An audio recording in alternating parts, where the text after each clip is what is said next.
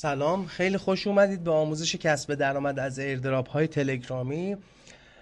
سید مصطفی باقی هستم و خیلی خوشحالم که در این آموزش همراه شما دوستان عزیز و خوب هستم. خیلی خوب، آموزش رو با هم دیگه شروع میکنیم. مسئله اولی که ما باید بهش بپردازیم و خیلی ها به این قضیه توجهی نمیکنن اینه که ایردراپ چیست؟ ایردراپ عرضه اولیه و محدود یک رمز ارز یا توکن هستش. حالا اگه خیلی حالا تازه وارد باشید تو این بازارها و تازه آشنا شده باشید، توکن رو بذارید یه توضیح بهتون بدم. فرض کنیم ما کشورمون یک ارز رایج نداره. خب هر بانکی به بانک ها ما میگیم کوین، به بانک ها ما میگیم شبکه. فرض مثال بانک بیت کوین بانک ملته. خب بانک ملت خب یه ارز خودش رو داره، مثلا بیت کوینه. حالا این بانک ملت میاد مواردی رو عرضه میکنه و شرکت ها و سازمان ها و مؤسسه های مالی میتونن تحت پوشش بانک ملت ارز خودشون رو عرضه کنن و حالا بعدها که پروژهشون خیلی موفق شد تبدیلشن به یه بانک مستقل. توکن دقیقا همینه. توکن اون مؤسسه مالیه که زیر مجموعه اون شرکت اصلی، اون بانک اصلیه. حالا معمولا اکثر ایردراپ ها رایگان هستند و اگر پولی باشد اصلا اصطلاح دیگری کاربرد دارد. برای دریافت توکن باید کار خاصی را برای آن انجام دهید. معمولا حالا ایردراپ های تلگرامی بازی هن، میگن بیا تپ بزن، چالش انجام بده، فرنداتو اد کن و یک سری کارت و غیره، مثل همستر کامبتی که هستش. باید یه سری تسکایی رو انجام بدید. اکثر ایردراپ ها ما گفتیم رایگان هستند و اگر رایگان نباشند اصطلاح دیگری دارند. حالا چه کاریه؟ مثلا من میخوام یه مؤسسه مالی و اعتباری بزنم، بیام فرض مثال 1,000,000 واحد، 1,000,000,000 واحد، 100,000,000,000 واحد، حالا بسته به سیاستی که دارم، از اون ارزم رو به افراد رایگان بدم. خب چه کاریه؟ چرا باید این کارو بکنم؟ چند تا دلیل برای این کار هستش. اولین دلیل و مهمترین دلیل راه اندازی جریان عرضه و تقاضاست. من با ایردراپ کاری میکنم که افراد جذب پروژه من بشن و دومین دلیل مشهور بشه پروژه من و در نهایت تقاضای خرید و فروش در بازار بعد اینکه قابلیت خرید و فروش فعال شد و تراکنش ها فعال شد به اصطلاح فراهم باشه و جریان پولی و مالی در توکنی که من راه انداختم وجود داشته باشه و هدف اکثر ایردراپ ها دقیقا همینه. حالا یه هدف دیگه ای هم که میتونن داشته باشن پروژه های تازه کار که تیم خیلی قوی ندارن، میتونن سرمایه گذار جذب کنن. اگر پروژهشون پروژه جالبی باشه و معروف بشن، معمولا سرمایه گذارانی هستن که بیان روی این پروژه ها سرمایه گذاری کنن و اگر هم سرمایه گذار درست حسابی گیر نیاوردن یا اگر گیر آوردن، برای درآمد بیشتر و تأمین مالی بیشتر آماده سازی برای پیش فروشه و وقتی که معروف شد میخوان پیش فروش بکنن قبل اینکه توکن رو لیست بکنن. یه موردی هم که اینجا تو اسلاید من خدمتتون عرض نکردم اینه که به اصطلاح زمانی که یک توکن رو ایردراپ میکنن یک دلیل مهم دیگری داره و داستان از این قراره که حالا میخوان به اصطلاح دیسنترالایزد بکنن، یعنی غیر متمرکز باشه اون توکن و انحصارش صرفاً دست اون تیمی که توکن رو لانچ کرده نباشه. و یه دلیل خیلی مهمتری داره که اون رو اینجا نمیگم. من تو حالا صفحه این آموزش یه لینکی رو براتون میذارم در یک کلیپ 30 ثانیه‌ای به صورت رایگان. اون دلیل رو بهتون میگم که اون خیلی حائز اهمیته و دونستن اون خیلی تفاوت ایجاد میکنه برای فعالیتتون تو کسب درآمد از ایردراپ ها. حالا من یه عقیده ای دارم و اون عقیده اینه که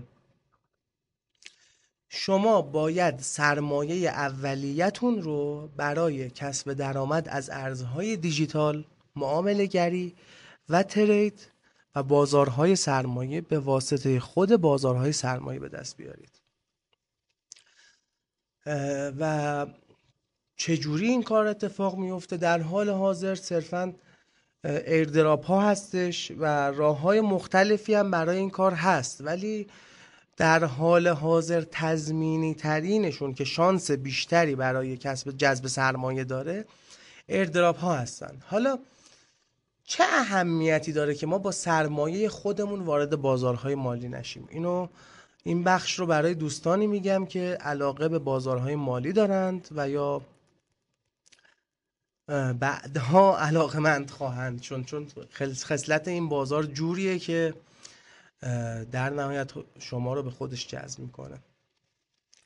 اولین دلیل کاهش ریسک پولی و مالی، کاهش ریسک سرمایه است. دیگه شما رو سرمایه اصلیتون، رو دارایی زندگیتون، به اصطلاح پولی که براش زحمت خیلی زیادی کشیدید، ریسک نمی کنید. حالا هر چند که فکر نکنید ایردراپ ها پول باد آورده است، شما باید در ایردراپ های زیادی شرکت کنید، تسک های زیادی انجام بدید، پیگیر باشید مداوم و شاید 1 سال 2 سال طول بکشه این سرمایه اولیه رو به دست بیارید، چون تمام ایردراپ ها موفق نمیشن. اونایی هم که موفق میشن همشون پول زیادی نمیدن به کاربران، معمولا در حد 40-50 $، ولی استثناء هم هستش ایردراپ هایی که موفق شن و رقم های نجومی رو بدن. حالا من تو دوره مقدماتی آموزش ارزهای دیجیتال مفصلتر راجع به این صحبت کردم که چجوری وارد دنیای معامله گری به واسطه ایردراپ ها بشیم و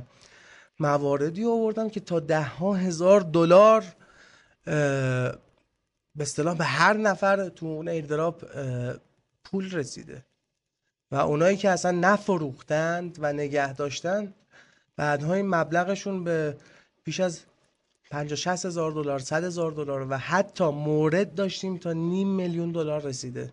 یعنی ایردراپ هایی که اینقدر شانس بردشون پایینه، همینقدر هم یک شانس پایینی دارند که یه درآمد بسیار نجومی رو برای شما ایجاد کنند.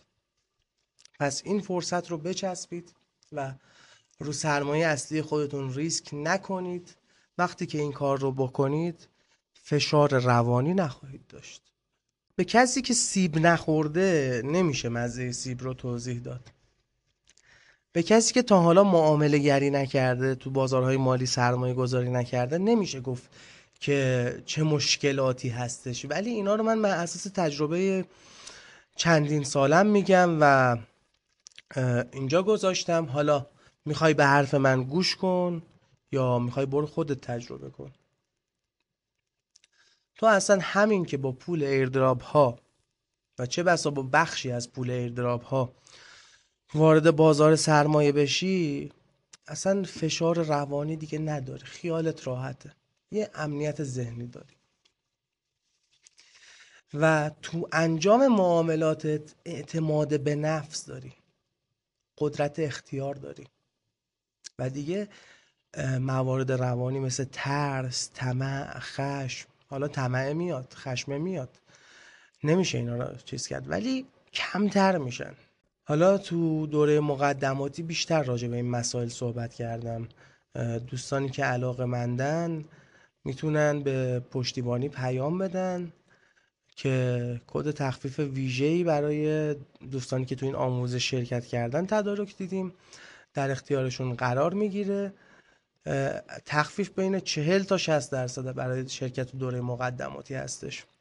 به پشتیبانی پیام بدید، انشالله بیشتر در خدمتتون باشیم. و دلیل بعدی که شما باید از ایردراپ ها برای سرمایه اولیتون استفاده کنید اینه که شروع از صفر رو تو بازارهای سرمایه یاد میگیرید. الان اشخاصی هستن مثل وارن بافت که بزرگان بازار سرمایه جهانی هستند. از وارن بافت اگه سوال بپرسید کل سرمایت رو ازت بگیریم چه اتفاقی میفته؟ خب جوابش خیلی ساده است. از افراد ثروتمند زیاد این سوال رو کردن. معمولا عمده جوابشون اینه که ما در عرض 5 نهایتا 10 سال ثروتمون رو برمیگردونیم و فراتر از قبل و بیشتر از قبل ثروتمند خواهیم شد. و شخصی به نام وارن بافت این رو هم اثبات کرده. حالا درست یادم نمیاد چه سالی کل داراییش رو به خیریه بخشید، ولی مجددا برگشت به لیست ثروتمندترین افراد جهان.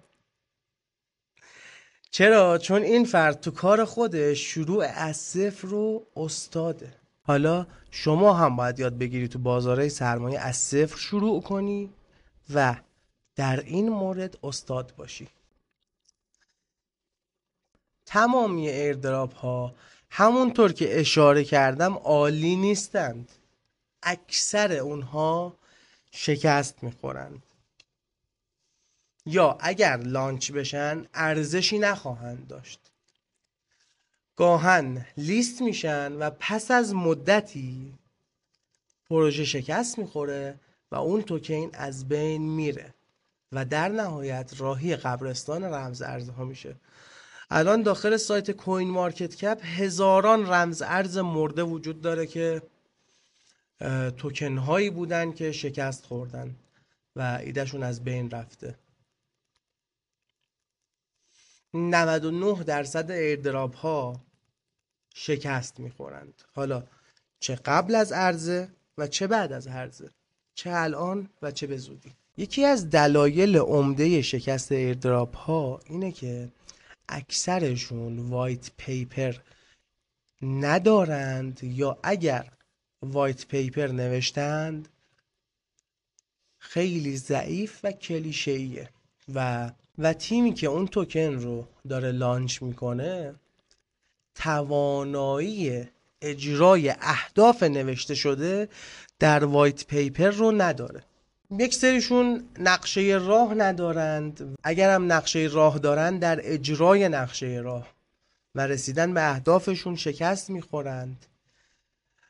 عمده ای از ایردراپ ها به خاطر نداشتن سرمایه گذاران بزرگ از بین میره و هزاران دلیل و اشتباه بنیادی که حالا تو بحثای دیگه بیشتر راجع به تحلیل بنیادی رمز ارزها صحبت میکنیم. خلاصه بگم تحلیل بنیادی اینه که ما میایم عوامل درونی و بیرونی اون رمز ارز، اون پروژه رو بررسی میکنیم و آینده اون رو بر اساس اون عوامل پیش بینی میکنیم. عوامل موفقیت یک ایردراپ چیه؟ یکی این که باید تیم قدرتمند و حرفه‌ای داشته باشه. دوم داشتن وایت پیپر قوی و هدفمند.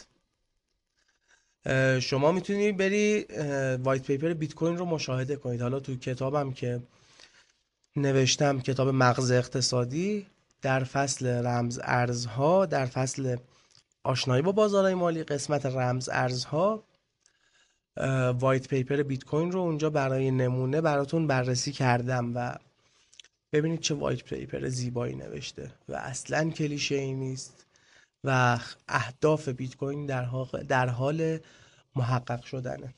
و اون ایردراپ باید یک نقشه راه مشخص و گام به گام داشته باشه و تیم اون پروژه باید گام به گام بر اساس نقشه راه و اهدافی که در وایت پیپر نوشته شده جلو برن. و در نهایت یک عاملی که میتونه یک ایردراپ رو موفق کنه داشتن سرمایه گذاران قدرتمند، معتبر و مشهوره. ولی خب این ملاک نیست، چون تا اینجا ما خیلی ایردراپ هایی داشتیم که قدر بودن، تیم قدرتمندی مثل بایننس پشتشون بوده ولی در نهایت شکست خوردن. این هم هستش، یک چیز قطعی نیستش، چون اصلا این بازار آمار و احتمالاته. تو کتاب مغز اقتصادی من 2 فصل رو به این اختصاص دادم که شما درک کنی که بازارهای مالی، بورس، ارز دیجیتال، فارکس فرقی نداره، بازارهای سهام، بازارهای اوراق قرضه، اوراق برقرار فرقی نداره، همشون بر اساس آمار و احتمالات هستند و نهایتا شما بتونی 60% مواقع قدرتمند عمل کنی. پس این کافی نیست و یک موردی هم که در موفقیت ایردراپ ها مهمه اینه که اون ایردراپ ایده‌ای که پشتش هستش باید خلاقانه و نوآورانه باشه. رسیدیم به بخش شناسایی و شرکت سریع در ایردراپ ها هستش، چون همونطور که میدونید یه ایردراپی وقتی که عرضه میشه شما هرچه زودتر اون ایردراپ رو داخل شرکت کنید شانس دریافت توکن های بیشتری دارید. حالا چطوری ایردراپ ها رو شناسایی بکنیم؟ دیگه از اینجا به بعد من سریعتر مطالب رو بهتون میگم، چون از مطالب مفهومی و ادراکی خارج شدیم و خیلی کدها بهتون دادم که ایردراپ های معتبر رو شناسایی کنید، در صورتی که تو این آموزش قرار نبود این چیزها رو بگم و تو دوره جامع و دوره مقدماتی قرار بود اینا رو صحبت کنم، ولی به هر حال من گفتم دیگه، نگفتم. یکیش کانالای تلگرامیه، میتونید تو گوگل تو سرچ تلگرام سرچ کنید ایردراپ رایگان، ایردراپ تلگرام، حالا به انگلیسی به فارسی. یکیش کانال زیر مجموعه خودمون موبوئرنه که لینکش رو هم حالا داخل پنل براتون قرار میدم. دومین مورد وبسایت ها هستن. سومین مورد انجمن‌های گفتگوی مرتبط، مثلا انجمن گفتگوی وبسایت خودمون که هنوز فعالش نکردیم، مصطفاباقی.com، قبل مصطفاباقی.com forums.mustafa.baqi.com FORUMS اگه اشتباه نکنم. تو گوگل میتونید سرچ کنید کریپتوکارنسیز فرومز یا کامیونیتیز، انجمن‌ها. مورد بعدی گروه ها و چت های عمومی مرتبطه که خدا رو شکر خیلی زیادند، کافیه یه جستجو بکنید داخل تلگرام، گوگل، هر جایی. و من یه چند تا سایت مرجع و معتبر رو بهتون معرفی کنم که نه تنها ایردراپ های تلگرامی رو کامل براتون میذارن، بلکه ایردراپ های متفرقه رو هم میذارن. سایت اول، حالا این صفحه هایی که مرتبط با ایردراپ های تلگرامی رو براتون قرار دادم، سایت airdrops.io/telegram و سایت دوم freeairdrop.io هستش که این سایت های خوبی هن، ایردراپ ها رو حتی اعتبار سنجی میکنن و نتایج رو قرار میدن. و صفحه سوم میتونید به سایت خودمون رجوع کنید، بخش ایردراپ های تلگرامی. ما اونجا سعیمون اینه که ایردراپ هایی رو که تا حد زیادی فکر میکنیم معتبرن و بررسیشون کردیم رو براتون قرار بدیم و بهتر ایردراپ ها رو از سایت ما دنبال کنید، چون خیلی مسائل رو ما دنبال میکنیم، خیلی مسائل رو ما بررسی میکنیم و نکات امنیتی رو بهتون یادآوری میکنیم، در صورتی که هیچ جای مطالب رو بهتون نمیگن. و در نهایت شما برای تبدیل شدن به یه ماهیگیر حرفه‌ای باید ماهیگیری رو یاد بگیری.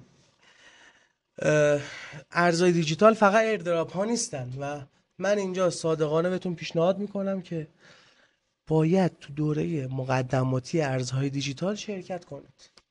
شرکت تو دوره مقدماتی ارزهای دیجیتال ریسک بالایی نداره، یه دوره مقدماتیه که صرفاً برای افرادی که میخوان سرمایه گذاری های ساده بکنن، تو ایردراپ ها شرکت کنن، اطلاعات عمومیشون بیشتر بشه طراحی شده و آنچنان ریسکی نداره و دونستنش امروزه که دیگه همه چیز دیجیتال شده یه جورایی سواد اجتماعی حساب میشه دونستن اون مطالب. خب پس باید پیگیر باشید و اطلاعاتتون رو در این حوزه بیشتر بکنید. و تو دوره مقدماتی من مطالبی رو گفتم که به جرئت میتونم بگم تریدرهایی که سالهاست دارن رو ارزهای دیجیتال معامله میکنند این مطالب رو در مورد مباحث بنیادی رمز ارزها و شبکه هاش نمیدونن، در مورد توکن ها و ولت ها نمیدونن و اگر ازشون سوال بپرسید جوابای سربسته بهتون میدن و جواب اصلی رو ندارن. حالا چجوری تو ایردراپ ها شرکت بکنیم؟ معمولا ایردراپ های تلگرامی که واضحه، ولی خب این سایت هایی که من معرفی کردم سایر ایردراپ ها رو هم من با کلمه ایردراپ ها خیلی مشکل دارم، این صدومین باره دارم اشتباه تلفظش میکنم، کلی کات کردیم، ولی خب از اینجا به بعد دیگه چون نمیخوام حجم ویدیو خیلی زیاد بشه، وقتتون گرفته بشه و تو وقت تایم کوتاه مطالب مفید باشه، دیگه به اصطلاح کات نمی کنیم و با همه ایرادات جلو میریم. ایردراپ های مختلفی رو میذارن که خارج از تلگرامه و معمولا یه سری مراحل پیچیده تری رو دارن. معمولا تو اون صفحه‌ای که ایردراپ رو معرفی میکنن 99% مواقع دستورالعملش رو مورد به مورد می نویسن که شما میتونید با گوگل ترنسلیت اون رو ترجمه کنید و انجام بدید اگر انگلیسی بلد نیستید. و نکته مهم اینه که از ارائه اطلاعات خصوصی خودتون بپرهیزید و به هر پروژه اعتماد نکنید و قبلش تحقیق کنید. و در نهایت پیشنهاد میدم بیاید آقا از سایت ما ایردراپ ها رو ببینید، چون ما قبلش تحقیق میکنیم بعد میذاریم. مثلا ایردراپ گرس داتای ها رو گذاشتم، یه ایردراپ معتبریه، یه ایردراپیه که یه پروژه‌ایه که خیلی دارن حمایتش میکنن، خیلی از کمپانی‌ها دارن حمایتش میکنن. چجوری سودمون رو از ایردراپ ها افزایش بدیم و توکن های بیشتری به دست بیاریم؟ راه اول اینه که شما یه کانال تلگرامی، یه پیج اینستاگرامی را بندازید. حالا داخل اون مطالب جذاب بذارید، ایردراپ ها رو آنالیز کنید، ایردراپ های معتبر رو قرار بدید، نتایج اعتبار سنجیاتون رو بذارید، اعتماد کاربراتون رو جلب کنید که چرا به شما گوش بدند. برای اینکه رشد کنید هم میتونید تو گوگل سرچ کنید خرید ممبر آپلودر یا به پشتیبانی ما پیام بدید، براتون تأمین میکنیم. تبلیغات پروکسی و پاپ آپ، ممبر اد اجباری، تبلیغات هدفمند و دیدگاه کمپینی که همه این موارد رو میتونید به پشتیبانی وبسایت داخل تلگرام پیام بدید و همکاران بنده راهنماییتون میکنند و میتونید به اصطلاح کارتون رو شروع بکنید برای فعالیت کانال و پیج و کلا گروه تلگرامی و مواردی که میگم، حتی خرید رفرال و اینطور چیزا. کل سیستم افزایش درآمد با توکن ها بیشتر به رفرال گیری، زیر مجموعه گیری مربوطه و دیگه ترفند خاصی نمیتونم تو این حوزه بهتون بگم. دومین کاری که میتونید بکنید یه گروه تلگرامی بزنید و یه جذابیتی، یه قابلیتی تو گروهتون اضافه بکنید تا افراد اونجا چت کنن باشن. در نهایت شما لینک ایردراپ ها رو بذارید، لینک رفرالتون رو بذارید و زیر مجموعه بگیرید. و بهترین کار برای بالا بردن گروه اینه که ممبر گروه به گروه بخرید، بعدش یک مسابقه جذاب طراحی کنید و راه بندازید و یک مزیت رقابتی و یک شرط بذارید که به خاطر اون مزیت رقابتیتون باید خیلی مهم باشه که طرف به خاطر اون حاضر بشه دوستانش رو داخل گروه شما اد کنه. یک راهی که پیشنهاد نمیدم، هزینه خیلی بالایی داره، خیلی هم خستتون میکنه، اینه که اینو من خودم انجام دادم، من همه این موارد رو تست کردم. بهترینشون ساخت کانال و گروهه و اینستاگرام. میتونید شماره مجازی بخرید و به صورت عمده اکانت تلگرامی بسازید که یک اکانت با شماره مجازی میسازید، شماره مجازی را تو گوگل سرچ کنید و بخرید. حالا اگر هم خواستید تهیه کنید میتونید به پشتیبانی ما مجدد پیام بدید، براتون تهیه میکنیم اکانت را بسازید، در ایردراپ ها شرکت کنید که 0 تا 100 این مراحل رو پشتیبانیمون میتونه براتون انجام بده و حتی راهنماییتون کنه. راه بعدی که راحت ترین راه خرید زیر مجموعه است. از جاهای معتبر، از سایت های معتبر خرید کنید. کلاهبرداری توی این بخش خیلی زیاده. قبل خرید حسابی راجع به فروشنده تحقیق کنید، راجع به اون پروژه‌ای که میخواید براش هزینه کنید تحقیق کنید، ارزش داشته باشه. این نباشه که شما بیایید برای خرید زیر مجموعه هزینه کنید و اون پروژه در نهایت فیل بشه، شکست بخوره و پولی که دادید کلا از بین بره. حواستون رو جمع کنید و قبل از اینکه بخواید درست حسابی سفارش بدید یکی دو تا به اصطلاح تستی سفارش بدید که حالا میتونید به تیم پشتیبانی ما پیام بدید، در اسرع وقت براتون میزنن برای همه بات‌های تلگرامی. اینجا یه بخشیه که من عمده افراد رو دیدم مشکل دارن و خیلی خیلی خیلی خیلی خیلی زیاد راجع به این قضیه سوال میپرسن از من، راجع به کار با ولت ها و شبکه های ارزهای دیجیتاله. شبکه ها همون کوین ها، خب مثلا بانک ملت شبکه خودش رو داره، خب اتریوم شبکه خودش رو داره، تون کوین تلگرام شبکه خودش رو داره، چون بانک قدره. ولت یا کیف پول چیه؟ شما اصلا کیف پولتو در نظر بگیر، پول داخلش میذاری، کارتاتو داخلش میذاری. ولت دقیقا همونه ولی به صورت مجازی. به صورت مجازی شدهش رو ما چی داریم؟ کارتای بانکی، حسابای بانکی. خب ولت دقیقا همون حسابای بانکی، با این تفاوت که کنترلش دست بانک نیست و 0 تا 100 اختیار و کنترل ولت دست شماست. ولت امن اینه که به اصطلاح، حالا من نکات امنیت ولت رو هم بهتون میگم، انواع ولت رو بهتون معرفی میکنم. ما به صورت کلی دو نوع ولت داریم، ولت سرد، ولت گرم. ولت سرد مثل ولت های کاغذی، ولت هاییه که شما اونا رو میسازید و به هیچ وجه اون رو بالا نمیارید و صرفا از همون لحظه ساخت یه کد واریز برمیدارید و داراییتون رو به اون ولت واریز میکنید و اون ولت رو میذارید تو گاو صندوق، میرید به امان خدا برای نسل بعدی. و نسل بعدی با کد بازیابی ولت برای اولین بار اون ولت رو لانچ میکنه و از لحظه ای که اون ولت داخل هر برنامه کیف پول ارز دیجیتال بالا بیاد، اون ولت دیگر ولت سرد نیست و ولت گرم نام دارد که به اینترنت متصل شده. این یه تعریفه. یه تعریف دیگه اینه که ولت به اصطلاح گرم ولت هایی هستند که تو صرافی ها استفاده میکنید که به اینترنت متصلن، ولی خب با صرافی ها یک سیاست هایی رو پیش گرفتن که ولت هاشون سرد باشه برای حفظ دارایی، مثل صرافی ایرانی نوبیتکس، تو خارج بایننس.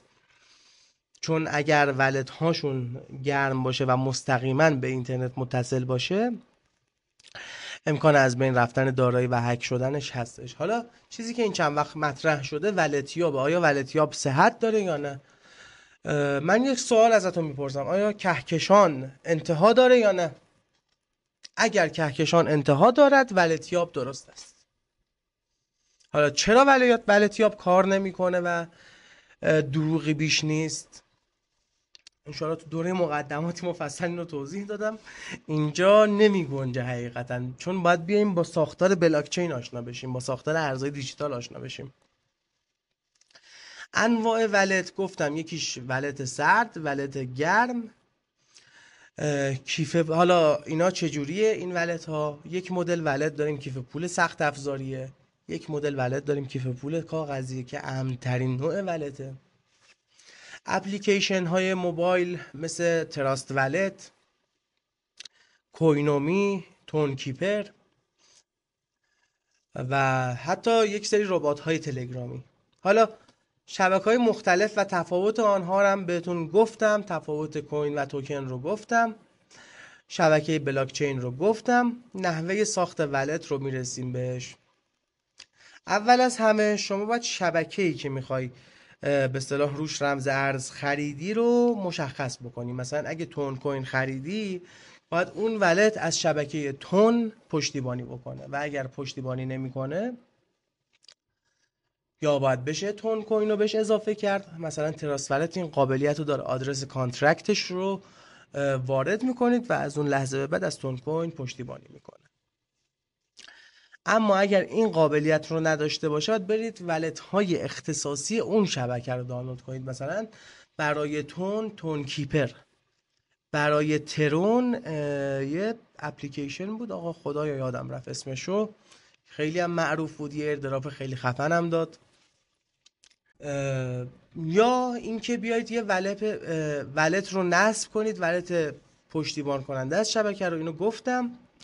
و در نهایت ولت رو بسازید و وقتی که create new wallet رو زدید یک 12 تا حرف الا 24 تا کلمه در از حرف نه 12 کلمه الا 24 کلمه بهتون میده. اونو حتما یک جای امن ذخیره کنید و به هیچ وجه من الوجوه به هیچ کسی ندید.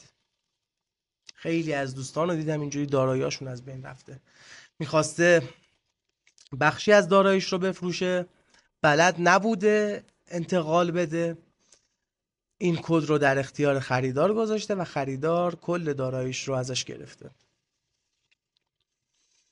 یک سری نکات امنیتی در مورد ولت: سید را به کسی ارائه نکنید. سید همون کدیه که گفتم توی سری ولت ها یه کدی هم بهتون نشون میده، علل خصوص مثلا بیت کوینی، که کد اختصاصیه، مثلا یه توکن، یه رمز ارزیه که داخل ولتتون دارید. شبیه آدرس های کانترکت، حالا شبیه آدرس ولته. جزئیات رو دیگه نمیشه اینجا زمان نداریم ارائه کنم. کلمات بازیابی رو حتما نگهداری کنید وگرنه ولتتون میپره و به هیچ وجه من الوجوه نمیتونید برگردونیدش. چرا؟ چون ولت دست شماست. ولت دست شماست. ولت مال شماست. مثل حساب بانکی نیستش که بری بانک با کارت ملی احراز هویت بکنی و بازگردانی بشه. تایید 2 مرحله اپلیکیشن های ولت رو فعال کنید که اگر کسی به گوشی شما دسترسی داشت نتونه داراییتون رو برداشت کنه. دسترسی ها به ولت رو بررسی کنید. معمولا اکثر ولت هایی که استاندارد باشن دسترسی هایی که دادید به اپلیکیشن های مختلف رو بهتون نشون میده و اگر دسترسی مشکوکی دیدید اون رو حتما ریووک و پاک کنید و حواستون در مقابل فیشینگ ها باشه. اینکه بهتون میگن برو تو فلان سایت، این باتو به ولتت وصل کن، بهت اینقدر میده، نمیدونم، حالا 1000 مدل چیز هستش، 1000 مدل کلک هستش که باید حسابی آموزش ببینید. حواستون باشه. این دنیای به شدت جذابیه و به شدت پر ریسکیه. چجوری یک رمز ارزی رو تو ولت منتقل کنیم، دریافت کنیم؟ ببینید، اول از همه شبکه فرستنده و گیرنده باید یکی باشه، چون ما یه سری کوین ها داریم، یک سری توکن ها داریم که بر روی چند تا شبکه وجود دارن. مثلا USD تتر، دلار مجازی اگر اشتباه نکنم لفظی که داخل ایران بهش میگن، هم رو شبکه ترون هستش، هم رو شبکه نمیدونم سولانا هستش اگه اشتباه نکنم. او 4-5 تا شبکه هستش. خود ترون خود شبکه داره و هم خود ترون دوباره با اینکه کوین بر روی شبکه بایننس اسمارت چین اگر اشتباه نکنم فکر کنم توکن داره. پس باید دقت کنید آدرس شبکه فرستنده و گیرنده یکسان باشد. برای پرداخت‌های بزرگ، مبلغ‌های درشت، ابتدای مبلغ ریزی رو به عنوان تست بفرستید که مطمئن شید اون ولت درسته. بهتر آدرس ولت رو اسکن کنید، به هیچ وجه دستی وارد نکنید، کپی پیست کنید حتما یا اسکن کنید حد امکان، چون احتمال خطا داخل نوشتنش وجود داره و اگر به ولت اشتباهی داراییتون رو منتقل کنید داراییتون از بین میره. و به کارمزدهای تراکنشاتون دقت بکنید. یک سری تایما، یک سری شبکه ها ممکنه $7-10 ازتون کارمزد تراکنش بگیرن در صورتی که همون شبکه همون تراکنش رو در یه تایم دیگر ممکنه $1 ازتون کارمزد بگیره. پس به این هم توجه کنید. حالا توکن هایی رو که از ایردراپ ها میگیرید چی کار کنید باشون؟ بفروشید یا نگه دارید، هولد کنید به اصطلاح. بستگی به پروژه و عوامل تحلیلی داره. گاهن ممکنه بعد از عرضه پروژه چند هزار درصد رشد کنه و اگر شما بلافاصله اون توکن رو بفروشید، این رشد چند هزار درصدی رو از دست خواهید داد و حتی ممکنه پروژه شکست بخوره و صفر شه. ولی من پیشنهادی که به دوستان دارم، پیتزای بیت کوین رو هرگز فراموش نکنید. داستان از چه قراره؟ شخصی اگر اشتباه نکنم در سال 2010 10,000 بیت کوین رو برای 2 تا پیتزا میده که الان اون 10,000 بیت کوین میلیون ها دلار ارزش دارن. پس از پیتزای بیت کوین درس بگیرید و این بازار رو آموزش ببینید. پیشنهاد من برای شروع دوره مقدماتی کتاب مغز اقتصادیه و بعد از اون دوره جامعه اگر خواستید ادامه بدید. حالا پروژه ها رو چرا باید تحلیل کنیم؟ گفتیم چجوری تحلیل کنیم. الان بهتون میگم. ما چندین سبک تحلیلی داریم. به طور کلی ما 3 سبک تحلیلی داریم در اصل که هر کدوم از این سبک ها دیگه خودشون دستورالعمل های زیادی دارن، استراتژی های زیادی دارن، سبک های زیادی دارن که وارد اونا نمیشیم. فقط کلیتش رو بهتون میگم که قرار ما تو دوره جامعه اینا رو آموزش بدیم، هر 3 سبک تحلیلی رو. اولین سبک تحلیل بنیادیه که ساختار خود اون توکن، اون شبکه رو بررسی میکنیم، وایت پیپرش رو بررسی میکنیم، داده های در اون شبکهش رو بررسی میکنیم و آنالیز میکنیم، میزان شهرتش، سوشال مدیاش رو، شبکه‌های اجتماعی که راجبش صحبت میکنن رو آنالیز میکنیم و بر اساس اون تصمیماتمون رو میگیریم.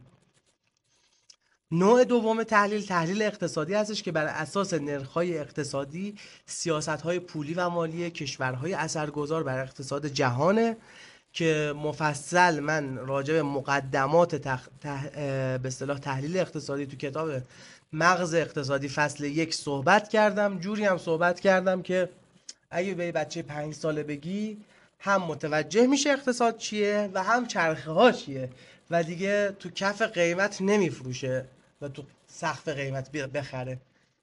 تو بیت کوین $70,000 دیگه نمیخره، عوضش میاد بیت کوین $40,000 میخره و تو بیت کوین $40,000 ناامید نمیشه بفروشه، صبر میکنه بیت کوین $80,000 بفروشه. و در نهایت تحلیل تکنیکاله که ما با ترکیب این 3 میتونیم به اصطلاح تو این بازارهای مالی بتره کنیم و به قول بچه‌ها پول پارو کنیم که به این سادگی نیست. حالا تو مسیر من بهتون میگم. کتاب مغز اقتصادی حسابی توضیح دادم که داستان از چه قراره و متاسفانه 99% افراد، آمارو چرا بردم بالا، 97% افراد تو بازارهای مالی شکست میخورن و سرمایه‌شون رو از دست میدن به خاطر اینکه مطالبی رو که ما میگیم رو گوش نمیدن و متاسفانه به مدرس. حالا بگذاریم. دوستتون دارم. این آموزش به پایان رسید. امیدوارم تو آموزش های دیگه ببینمتون. خدا یار و نگهدارتون باشه.